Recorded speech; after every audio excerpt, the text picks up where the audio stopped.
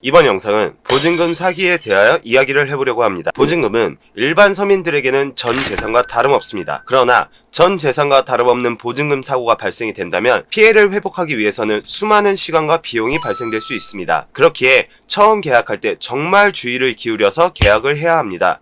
부동산 중개인과 임대인의 말만 듣지 마시고 변호사와 같은 법률 전문가에게도 잠을 구해보시기 바랍니다. 10만원 비용을 아끼려고 하다가 몇 천만원 또는 몇 억을 손해볼 수 있습니다. 만약 보증금 사고가 발생이 되었다면 어떠한 일들을 진행해야 되는지 그 방법과 절차에 대해서 숙지를 하셔야 됩니다. 보증금 사고가 발생이 되었다면 할 수 있는 것은 보증금 반환, 민사소송과 보증금 사기를 생각해 볼 수 있고 이에 대한 자문을 반드시 구해보시길 바랍니다. 보증금 사고, 절대로 일어나서는 안 될 사고이지만 만약 사고가 발생이 되었다면 지금과 같은 부동산 가격 하락과 보증금 사기와 어떠한 연관이 있을까라는 주제로 이야기를 해보려고 합니다. 부동산 가격 하락으로 인하여 보증금을 제때 돌려받지 못한 것은 민사상 채무 불이행 문제이지만 형사상 사기죄는 성립되기 어렵습니다. 내가 준 보증금을 임대인이 다른 곳에 갭 투자하였거나 채무를 변제하는 곳에 사용을 하였거나 주식 투자 등을 하였다고 하더라도 부동산 가격 하락으로 인하여 보증금 미반환의 원인이 되었다면 사기죄가 성립되기 어렵습니다.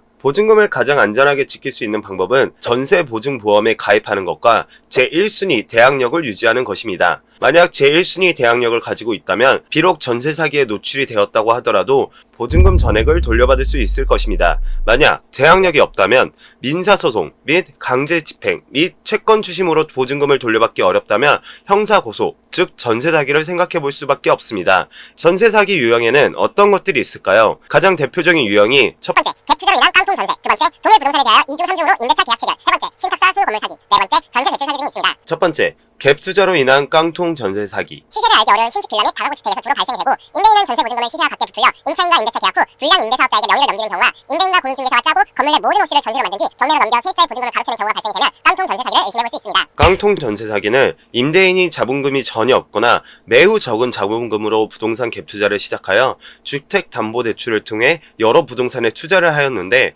투자한 부동산의 가격이 오르지 않고 오히려 폭락하는 경우에 매매 차익을 거두지 못해 주택이 은행의 담보로 넘어가고 임차인에 대한 전세금을 반환할 현금을 확보하지 못하는 것입니다. 내 집 마련 또는 단순히 투자의 목적으로 갭 투자를 하였고 그 결과로 갭 투자 실패로 이어져 부동산 가격 하락 요인 등의 원인으로 투자 손실을 입은 경우에는 사기죄가 성립이 되지 않을 수 있습니다. 그러나 갭 투자가 자신이 가지고 있는 재산을 초과하여 투자를 하고 그로 인해 임대차 이익으로 대출금 이자 및 보증금을 반환한 것이 어려워지는 경우, 즉 채무가 재산보다 많게 되는 채무 초과 상태에서 임대차 계약을 체결하였을 경우에는 사기죄 성립이 가능합니다. 두 번째, 임대차 계약을 2중 3중으로 계약하는 경우. 2중 3중 계약은 지분 한 개인데 계약서는 두 장, 세 장인 경우를 말합니다. 가장 일반적으로 떠올릴 수 있는 사건은 공인중개사 또는 대리인이 임대인 및 임차인을 속이면서 실질적으로는 전세 계약을 체결하였지만 월세 계약을 체결한 것처럼 속여 보증금을 편취하는 사건이 있고 임대인이 여러 명의 임차인과 임대차 계약을 체결하여 보증금을 편취하는 사건이 있습니다. 2중 3중 계약으로 인하여 피해를 입었다면 당연히 배임죄, 사문서 위조죄, 사기죄 명목으로 형사 고소가 가능합니다. 그러나 임대인이 두 번째 임차인에게 받은 전세 보증금을 첫 번째 임차인에게 전세 보증금을 반환하는 데 사용하지 않고 임대인이 자의적으로 다른 곳에 사용을 하였다고 하더라도 이는 사기죄가 성립되지 않습니다. 대법원은 임대차 보증금이 임대차 계약에 있어 임대인은 임차인에게 하여금 목적물을 사용, 수익하게 할 의무와 임대차가 종료한 경우 임대차 보증금 중 연체 차임 등 당해 임대차에 관하여 명도시까지 생긴 임차인의 채무를 청산한 나머지 금액을 반환할 사법상의 의무만 있을 뿐이고 임차인을 위하여 임대차 보증금을 보관하거나 임차인의 사무를 처리하는 지위에 있지 아니하다고 판시를 하고 있기 때문에 이는 사기죄에 해당이 되지 않습니다. 세 번째, 신탁사 건물 사기. 임대인이 건물을 짓기 전에 돈이 부족하면 은행에 대출을 받게 됩니다. 하지만 대출 금액만으로 공사를 하는데 자금이 부족하다면 자신의 땅을 신탁회사에 맡기고 신탁회사의 신용을 가지고 은행에 대출을 받게 됩니다. 이때 임대인과 신탁회사 간의 신탁원부를 작성하게 됩니다. 신탁이라는 용어 자체가 일반인들은 낯선 용어이고 부동산 등기부등본 발급과 달리 신탁원부는 인터넷으로 발급이 안 되기 때문에 신탁원부 발급이 다소 번거롭고 무엇보다 신탁원부 내용 파악이 어렵고 무엇보다 신탁 물건 사기는 저렴한 매물로 임차인을 유혹합니다. 임대인 또는 대리인은 부동산 등기부등본만을 내세워 소유권이 위탁자에게 있는 것처럼 속이고 무엇보다 주변 시세보다 아주 저렴한 매물로 유혹하기 때문에 신탁 물건 사기를 당하는 임차인들이 많이 있습니다. 부동산 소유권이 수탁자에게 넘어간 신탁 건물은 통상 특약사항으로 위탁자의 대리 임대차 계약 시 수탁자의 동의를 받도록 되어 있습니다.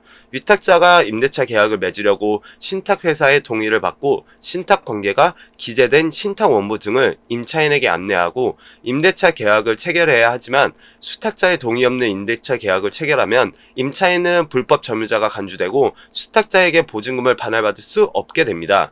신탁자 건물로 인하여 피해를 입었다면 사무소 위조 및 사기죄 명목으로 형사고소가 가능합니다. 네 번째, 전세대출 사기. 전세자금 대출금은 임대인에게 직접 송금되는 형식을 취하기 때문에 사전에 임대인과 모의한 내용이 없다면 전세자금 대출하기 자체가 불가능합니다. 전세대출 사기는 임대인과 임차인이 결탁하여 전세자금 대출을 허위로 받는 경우로 계약서와 계약금 납입 영수증, 확정일자 등만 있으면 은행에서 쉽게 전세대출을 해준다는 점을 악용하여 실제로는 체결되지도 않은 임대차 계약을 꾸며내어 금융기관을 지망하고 대출금을 받는 행위를 말합니다. 자신이 살고 있는 집이 보증금을 돌려받지 못하는 상황이 발생하였거나 더 나아가 계약 당시에 이미 전세 사기를 당했다고 생각을 한다면 보증금을 돌려받는 일이 결코 쉽지만은 않습니다. 마음먹고 사기를 치려고 하고 결과를 만들기 위해서 수많은 당근을 제시한다면 그것을 피해갈 수 있는 사람은 많지 않습니다. 보증금은 일반인들에게는 전 재산과 다름없기에 만약 보증금 사고가 발생이 된다면 무조건 소송을 해야 되는 것은 아니지만 보증금을 돌려받기 위한 방법이 어떤 것들이 있는지 또는 보증금을 돌려받을 가능성이 얼마나 있는지 그것을 해결할 수 있는 방법에 대하여 깊이 있는 고민이 필요합니다. 지난 10년 동안 부동산은 꾸준히 올랐습니다. 그러나 지금은 어떤가요? 실질적으로 부동산 가격이 하락하고 있습니다. 지난 몇 년 동안 전세 계약을 체결한 임차인은 계약 기간이 만료가 되면 과연 보증금 전액을 돌려받을 수 있을까라는 의문과 함께 두려움을 느끼고 있는 분들이 많이 있습니다.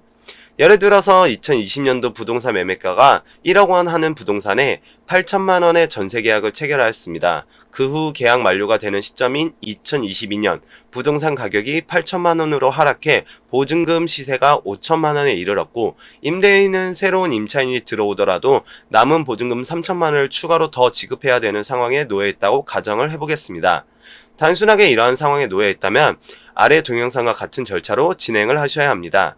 그러나 동영상에서 언급하지 않은 전세 사기를 당한 것 같다면 계속해서 영상을 시청해 주시면 됩니다.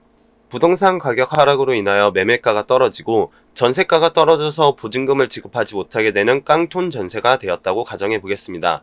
깡통 전세가 되었다는 사실만으로 곧바로 전세 사기에 해당된다고 단정하기는 어렵습니다. 그 이유를 설명드리면 다음과 같습니다. 첫 번째, 부동산 가격 하락은 경제, 정치적인 요인으로 발생하는 것이고 부동산 가격 하락에 대해 임대인의 기책 사유가 있는 것도 아니기 때문입니다. 두 번째, 위 표에 기재되어 있듯이 임대차 계약 당시에 임대인에게 보증금을 반환해줄 능력이 있었느냐에 따라 달라지므로 민사상 책임은 변론으로 하더라도 임대 기간이 만료되었음에도 보증금을 회수하지 못하는 모든 경우가 사기죄에 해당되는 것은 아닙니다. 기망행위가 존재하는지 여부에 따라 사기죄가 성립할 수도 있고 그렇지 않을 수도 있습니다.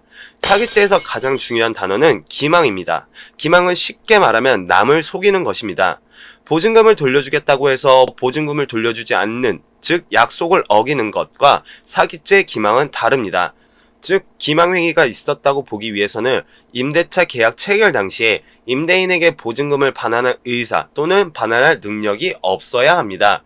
기망의 대표적인 예로 임대차 계약 체결 당시 임대인이 자신의 재력을 과시하는 경우, 즉 임대차 계약을 체결한 부동산 이외에 다른 부동산이 더 있거나 사업 등으로 인하여 경제적 능력이 충분하다고 속이는 경우입니다. 다만 이러한 경우에도 곧바로 사기죄가 성립한다고 말하기는 어렵습니다. 그 이유는 다음과 같습니다.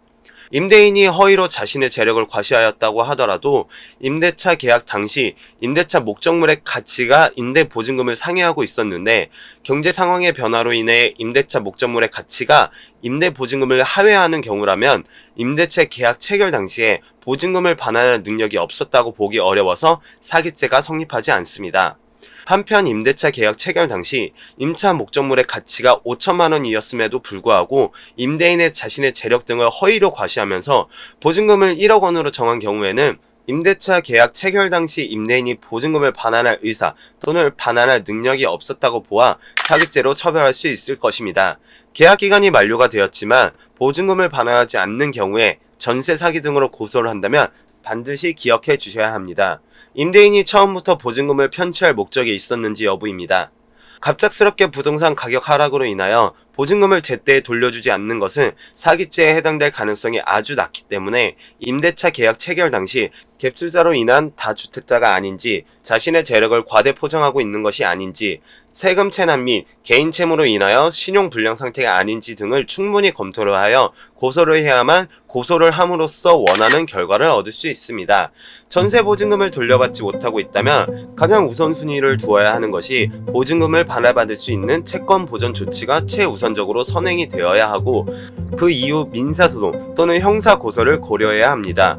보증금을 돌려받지 못하였다면 민사소송에서 승소를 하는 것은 어려운 일이 아닐 수 있지만 일신을 구속할 수 있는 사기죄 성립 요건은 자신이 현재 처해진 상황에 따라 사기죄가 성립이 될 수도 있고 성립이 되지 않을 수도 있습니다. 만약 보증금 반환을 받지 못하고 있다면 어떻게 하면 반환을 받을 수 있는지 여부에 관하여 심각하게 고민을 해보시길 바라며, 보증금 사기와 같은 사건은 발생되지 않았으면 좋겠습니다. 영상을 끝까지 시청해주셔서 감사합니다.